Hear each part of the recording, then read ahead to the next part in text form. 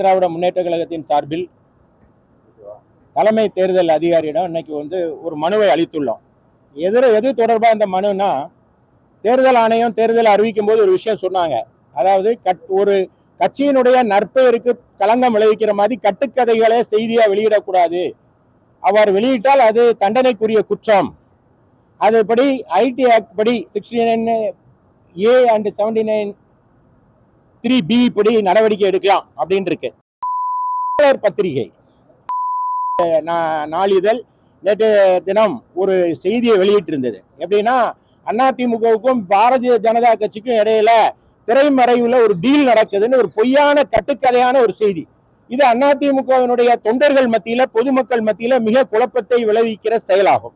இது தண்டனைக்குரிய குற்றம். இப்போ மாடல் கோட் ஆஃப் கான்டக்ட் அமலில் வந்த பிறகு இந்த மாதிரி பொய்யான கட்டுக்கதையான செய்தி, அதாவது தேர்தல் ஆணையர் தேர்தலை அறிவிக்கும் போது ஒன்று சொன்னாரு, மைத் வெர்சஸ் ரியாலிட்டின்னு. அதாவது கட்டுக்கதைக்கும் உண்மைக்கும் இடையில் நடக்கிற சண்டை. அதை கட்டுக்கதையான ஒரு செய்தியை வெளியிடுவதுங்கிறது குற்றம். அதுபடி நடவடிக்கை எடுக்கப்படும் அப்படின்னு சொல்லி அதை புகார் கொடுத்தா தேர்தல் ஆணையம் நடவடிக்கை எடுக்கும் சொல்லியிருக்காங்க. இப்ப தேர்தல் அறிவிக்கப்பட்டு மாடல் கோட் ஆஃப் கான்டக்ட் தேர்தல் நடத்தை விதிமுறைகள் அமல்ல வந்த பிறகு இப்படி ஒரு செய்தியை வெளியிடுவதன் மூலம் அவங்க யாருக்கு ஃபேவரா இருக்கணும் நினைக்கிறத பத்தி நான் குறை சொல்லல. அதற்காக எங்க கட்சி அதுல தேவையில்லாம இழுத்து நாங்க பாரதிய ஜனதாவோட கள்ள உறவுல இருக்கிறத ரகசிய டீல் அப்படின்னு ஒரு வார்த்தையை போட்டு ஒரு செய்தியை வெளியிட்டு இருக்காங்க. அந்த செய்தி கண்டிக்கத்தக்கது, அது தண்டனைக்குரியது. அந்த செய்திக்கு அவர்கள் மன்னிப்பு கேட்கணும், அது மீது சட்டப்பூர்வ நடவடிக்கை எடுக்கணும் அப்படின்னு சொல்லியிருக்கோம். இது போன்ற செய்திகள் வெளியிடுவதன் மூலமாக அதிமுகவினருக்கு வாக்காளர் மத்தியில அதிமுக மீது ஒரு குழப்பமான மனநிலையை உண்டாக்கும், தொண்டர்களுடைய உற்சாக குறைவை உண்டாக்கும். அப்படி எதுவுமே இல்லை. அதிமுக ஏற்கனவே எங்களுடைய பொதுச் செயலாளர் அறிவிச்சிருக்காரு, அதிமுக போட்டியிடும், பாஜகவோடு எந்த உறவும் இல்லை என்று அறிவித்திருக்கிறார்.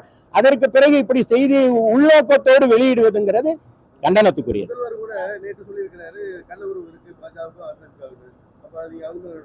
கண்டிப்பா கண்டிப்பா முதல்வர், அதாவது இதுல ரெண்டு விஷயம் இருக்கு.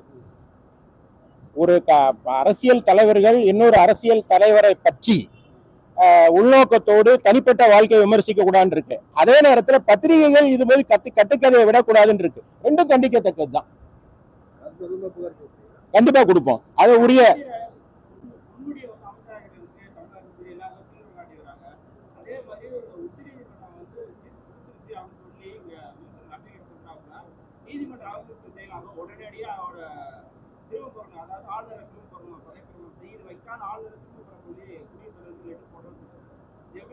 அதாவது பொன்முடியுடைய தீர்ப்புங்கிறது உச்ச நீதிமன்றம் கொடுத்து, ஏற்கனவே சென்னை உயர் நீதிமன்றம் அவருக்கு 3 ஆண்டு தண்டனை விதித்து 50 லட்சம் ரூபாய் ஃபைன் போட்டு ஒரு தீர்ப்பை கொடுத்திருந்து. அந்த தீர்ப்பை நிறுத்தி தான் வச்சிருக்கவங்களையே தீர்ப்பை ரத்து செய்யல. அவருக்கு இன்னும் கிளீன் சீட் கொடுக்கல. அதாவது அன்சாரி வழக்கு, ஃபைசல் அன்சாரி வழக்குன்னு ஒரு வழக்கு இருக்கு. அந்த வழக்கு என்ன அன்சாரி வழக்குன்னு சொல்றோம், பிஎஸ்பியோட ஒரு எம்பி. அந்த வழக்குல இது மாதிரி தண்டனை நிறுத்தி வைத்திருக்கிறார்கள்.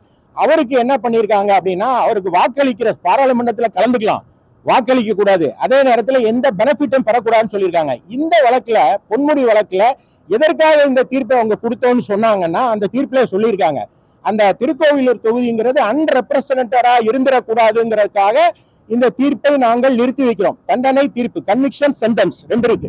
பொதுவா தண்டனைங்கிறது வேற, தீர்ப்பு, ஒரு தீர்ப்பின் மூலமா தண்டனை வருது, தண்டனையை நிறுத்தி வைப்பாங்க. இதுல தீர்ப்பையை நிறுத்தி வச்சிருக்காங்க. தீர்ப்பை நிறுத்தி தான் வச்சிருக்க வெளியே தீர்ப்பை ரத்து செய்யல.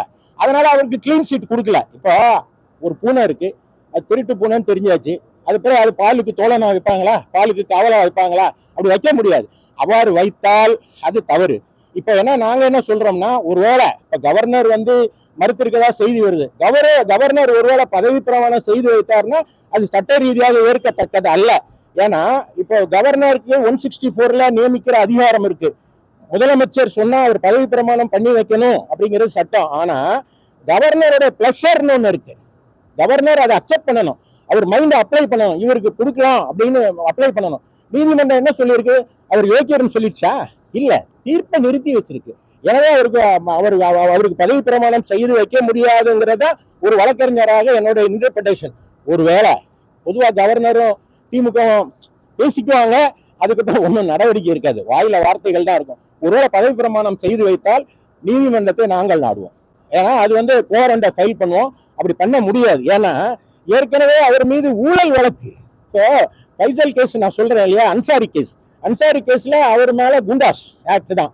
அது மாதிரி இவரு இதே மாதிரி இன்னும் 2 வழக்குகள்லாம் நிறுத்தி வச்சிருக்காங்க. ஒண்ணு வந்து முகமது ஃபைசல் லட்சத்தீவோட எம்பி, அதையும் நிறுத்தி வச்சிருந்தாங்க. அது மாதிரி ராகுல் காந்தி கேஸ், இதெல்லாம் வேற வேற வழக்குகள். இது ஊழல் வழக்குக்கு ஸ்டே கிடையாது.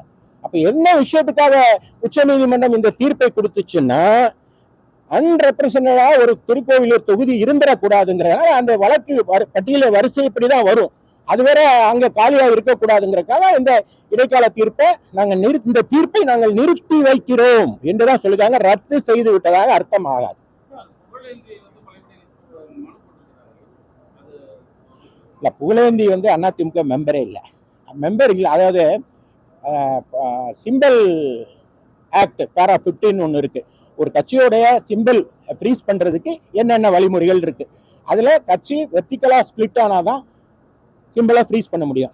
இப்போ புகழேந்தி யாரு? அவர் அண்ணா சிம்பிள் இல்லை. அவர் யார் நீக்கினாங்கன்னா, ஓபிஎஸ் இபிஎஸ் ஒன்னா இருக்கும் போதே அவர் நீக்கப்பட்டு விட்டார். அதை எந்த நீதிமன்றத்திலும் அவர் சேலஞ்ச் செய்து ஸ்டே வாங்கல. அதனால அவருக்கு வந்து லோக்கல் ஸ்டாண்டே கிடையாது. அவரு அந்த டெல்லி உயர் நீதிமன்றத்தில் தொடுத்த வழக்கில் என்ன சொல்லியிருந்தாங்கன்னா, அவர் வந்து தன்னுடைய ரெப்ரசன்டேஷன் மேல எலெக்ஷன் கமிஷன் நடவடிக்கை எடுக்கணும்னு ஒரு 6 லெட்டர் கொடுத்திருந்தார். அதை நடவடிக்கை எடுக்க சொல்லுங்க, அதை கருத்தில் கொள்ள சொல்லுங்க, அப்படிதான் சொல்லியிருந்தார். கருத்தில் கொள்ளணும்னு சொல்லியிருந்தார். அப்போ அதிமுக சார்பில் என்ன வாதினா, அவர் அதிமுகவே இல்லைன்னு சொன்னோம். எலெக்ஷன் கமிஷன் என்ன சொல்லுச்சுன்னா, இவருடைய மனுவில் சத்தும் இல்லை சாரமும் இல்லைன்னு சொல்லியிருக்கு. அப்போ அவர் புகழேந்தி என்ன பண்ணாருன்னா, என்னுடைய இந்த மனுவுக்கு பதிலாக புதிய மனு கொடுக்கறதுக்கு எனக்கு அனுமதி வழங்குங்கன்னு நீதிமன்றத்திட்ட கேட்டிருக்காரு. எனவேதான் நீதிமன்றம் வழங்கியிருக்க வழியே அவர் ஏற்கனவே கொடுத்த மனு டிஸ்போஸ்ட், அது வந்து தீர்த்து வைக்கப்பட்டது. ஏன்னா அவருக்கு லோக்கல் ஸ்டாண்ட் இல்லைங்கிறது நீதிமன்றத்தோட அப்சர்வேஷன். அதனால அவர் கேட்க முடியாது. நான் ஏற்கனவே சொல்லியிருக்கேன், ஒரு கட்சியோட சின்னத்தை முடக்குவதற்கான சட்டம் பேரா 15 ஆஃப் சிம்பிள் ஆக்ட், அதுல இவங்க வரவே மாட்டாங்க. தனி மனிதர்கள், தெருவில் போறவங்க, ஏற்கனவே கட்சியால் நீக்கப்பட்டவர்கள், இவங்கெல்லாம் கேட்கவே முடியாது. ஈவன் ஓபிஎஸ் அவரும் கேட்க முடியாது. ஏன்னு கேட்டா, அவர் வந்து ஸ்பிளிட் அவர் ஒரு குழு அல்ல, தனியா வெர்டிகல் ஸ்பிளிட் அல்ல. அவர் ஒரு சின்ன கும்பல், ஒரு 4-5 பேரை நீக்கி இருக்கோம். அவருடைய நிர்வாகிகள் மேல குறைவு அப்படின்னு நான் சொல்லல. ஏற்கனவே 3 ரவுண்டு பொதுக்குழுவை கூட்டக்கூடாது, பொதுக்குழு செல்லாது, பொதுக்குழுடைய தீர்மானங்கள் செல்லாது அப்படின்னு சுப்ரீம் கோர்ட் வரை போய், சுப்ரீம் கோர்ட் தீர்ப்பின் அடிப்படையில் அனைத்து இந்திய அண்ணா திராவிட முன்னேற்ற கழகங்கிறது எடப்பாடியார் தலைமையில் இயங்குகிறது என்று தேர்தல் ஆணையம் ஏற்றுக்கொண்டு எங்களுடைய தீர்மானங்களை அப்லோடு செய்து எங்களுக்கு இரட்டை இலை சின்னத்தை இடைக்காலமாக ஈரோட்டிலும் கர்நாடகா தேர்தலில் முழுமையாக எங்களுக்கு வழங்கியிருக்காங்க. எனவே இதெல்லாம் வந்து 2 நாள் தலைப்பு செய்திக்கு பிளாஷ் நியூஸுக்கு வேணா, பிரேக்கிங் நியூஸ்க்கு வேணா யூஸ் ஆகும் மொழி சட்டத்தின் பால் நிலை நிற்கத்தக்கது அல்ல. அவர் அதுல நீங்க நல்லா படிக்கணும். 4வது பேராகிராஃப்ல இருக்கு, நாங்க புது மனு கொடுப்பதற்கு அனுமதிக்கணும்னு கேட்டிருக்காங்க. யார் வேணாலும் மனு கொடுக்கலாம். நான் அதை ஏற்கனவே பல தடவை சொல்லியிருக்கேன். அந்த மனு கொடுக்கிறவருக்கு அந்த தகுதி இருக்கான்னு யார் சொல்லணுமோ எலெக்ஷன் கமிஷன் தான் சொல்லணும். ஏற்கனவே அவர் கொடுத்த மனுவில் தகுதி இல்லை, அவருக்கு வந்து அவர் தனிநபர், அவருக்கு போதிய நியூமரிக்கல் சப்போர்ட்டோ அல்லது அதாவது அர்ஜென்சியோ அதுல இல்ல, எதுவுமே தொடர்புடையதாக இல்லைன்னு சொல்லியிருக்கிறத நீங்க படிக்கணும். தேர்தல் பக்கம் பிரபாகரத்துல அதிமுக மொத்தம் 6 கோடி ரூபாய் நிதி சென்னை சிஎஸ்கே என்ற ஒரு அணி மட்டுமே ஒரு 5 கோடி ரூபாய் நிதி கொடுத்திருக்கு. இது என்ன காரணத்துக்காண்டி அந்த அதிமுக ஆட்சியில் இருந்தாங்க? ஏங்க, பூசணிக்காயெல்லாம் மறைச்சிட்டு இந்த சாதாரண கடலைக்காயை பத்தி பேசிட்டு இருக்கீங்களா? அதிமுகவுக்கு நிதி வந்திருக்குங்கிறது வந்து தேர்தல் அங்க எலெக்ஷன் கமிஷனோட வெப்சைட்ல இருக்கு. ஆனா பெரிய நிதி வாங்கினது யாரு, எதற்காக வாங்கினாங்க, திமுக வாங்கிய நிதி என்ன, அவங்களுக்குள்ளே டிஸ்பியூட் பாருங்க. நாங்க ஒரு மாநிலம் தான், ஒரு மாநிலத்துக்கு நீங்க இவ்வளவு வாங்கினா நாங்க இந்தியா முழுவதும் இருக்கோம், நாங்க எவ்வளவு வாங்குவோங்கிறதெல்லாம் ஏற்கத்தக்கதா?